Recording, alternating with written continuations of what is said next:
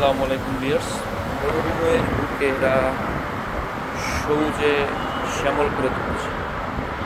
আর সেখানে সব কিছু ছিল অনুর্বর, কিন্তু আল্লাহর অশেষ রহমতে তারা এই মরুর বুকে কি সুন্দর ফুল, কি সুন্দর গাছের উৎপাদন করেছে।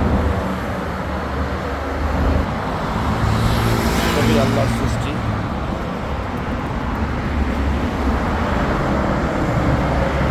তো সেখানকার জমি ছিল অনুর্বর, এখানে কোনো কিছু চাষ করলে আসলে হতো না, কিন্তু আধুনিক প্রযুক্তি দিয়ে এরা সব কিছু সম্ভব করে ফেলছে।